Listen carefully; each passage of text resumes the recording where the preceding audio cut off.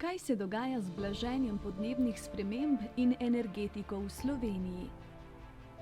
Energetika in podnebne spremembe imajo vzajemen vpliv.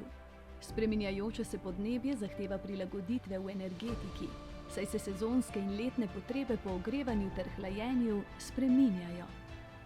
Slovenci porabimo nadpovprečno veliko energije, zato je treba povečati energetsko učinkovitost. Največji porabniki fosilnih goriv so promet, proizvodnja elektrike in ogrevanje stavb. Zato morajo nujno postati energijsko bolj varčni. Poraba fosilnih goriv v energetiki se zmanjšuje, medtem ko se uporaba obnovljivih virov povečuje. Kljub temu je prehod še vedno počasen. V Sloveniji moramo povečati uporabo obnovljivih virov energije v prometu, industriji in gospodinjstvih. Največji potencial ima sončna energija. Nizkoogljična gospodinjstva so energetsko učinkovita.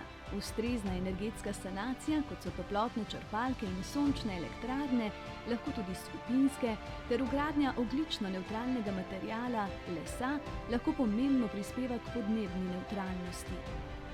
Da preprečimo še hujše posledice podnebnih sprememb, smo se v Sloveniji zavezali k 55-odstotnemu zmanjšanju izpustov do leta 2030 in k doseganju podnebne nevtralnosti do leta 2050. Pri uresničevanju ciljev pa uspešno napredujemo.